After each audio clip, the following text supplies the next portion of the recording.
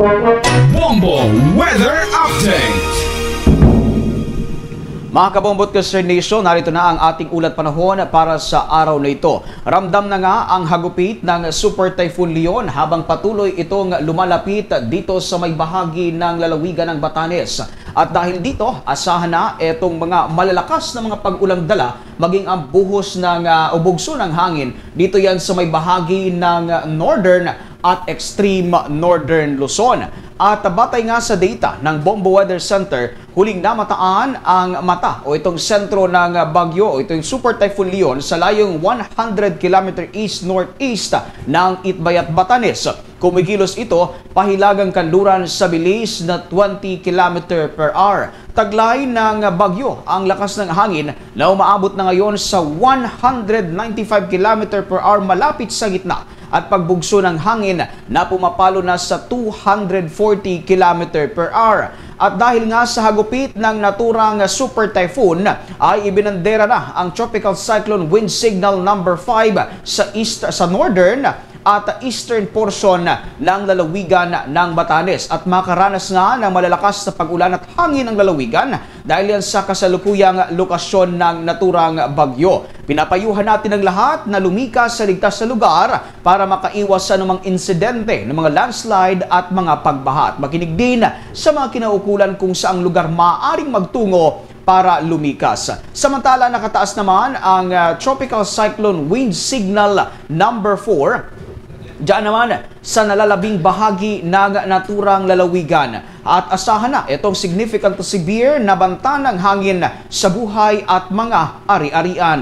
Signal number 3 naman ang nakataas sa may bahagi ng northern at eastern portion ng Babuyan Island at asahan rin ang moderate to significant na banta sa buhay at mga ari-arian.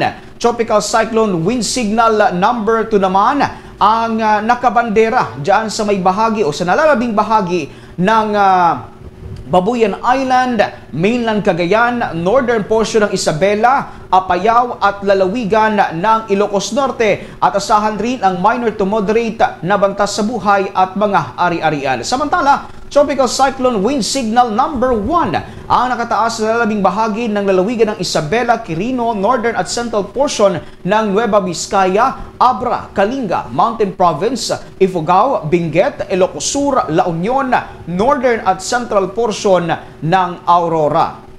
Ngayong araw nga mga kabombot Sir Nation ay magiging maulan dito sa may bahagi ng Batanes, kabilang na riyan ang Cagayan at Babuyan Island, Ilocos Norte, Apayao, Aurora, Ilocos Sur, La Union, nalalabing bahagi ho ng Cagayan at ang ito hong nalalabing bahagi naman ng Cordillera Administrative Region dahil yan pa rin sa epekto ng Super Typhoon Leon. At magiging maulap naman ang kalangitan na may mga pulupulong pag-ulan, pagkulog at pagkidlat ang mararanasan naman dito sa may bahagi ng Metro Manila, maging dito sa may Western Visayas, Negros Island Region at nalalabing bahagi ng Luzon dahil pa rin yan sa trough netong Super Typhoon. Bagyang maulap na panahon naman ang na may paminsan-minsang pag-ulan, pagkulog at pagkilat ang mararanasan ng araw dito ho sa may nalalabing bahagi ng Mindanao at maging sa Visayas dahil naman yan sa epekto ng localized thunderstorm. Samantala, patuloy naman ang pagkilos ng Super Typhoon Leon pahilagang kanluran bago nga tuluyang maglandfall dito sa kalupaan ng eastern coast ng Taiwan mamayang hapon. At inaasahan ngang tatawirin ng Super Typhoon Leon ito hong kalupaang sakop ng Taiwan bago naman tuluyang lumabas sa Philippine Area of Responsibility ngayong gabi o bukas ng madaling araw. Bombo Dennis. Okay, nais ko lamang maitanong, Bombo Vic, naabot na ba yung pinakang peak? At yan ay para dyan sa mga residente ng Batanes Island dahil yan yung talagang pinakaantabayanan mula pa kagabi nung ating inilabas din yung mga abiso, mga babala. Nakalagpas na ba sila dun sa peak at wala na bang expected na landfall dyan sa Batanes, Bombo Vic? Bombo Dennis, ito ngang sentro ng Super Typhoon Leon ay patuloy na lumalapit dito sa may lalawigan ng Batanes. Bagamat ito ay lalapit nga dito sa naturang lalawigan, ang direksyon pa rin nito ay, ang tutumbukan pa rin nito, ito ngang kalupaang sakop ng Taiwan. At ito nga ay inaasahang hihina sa oras naman na mag-landfall at tumama dito sa kalupaang sakop ng Taiwan, Bombo Dennis. Okay, so hanggang anong araw para bigyang diin natin upang kahit papano batid ng ating mga kababayan kung hanggang kailan mananatili sa Philippine territory itong bagyo, Bombo Vic?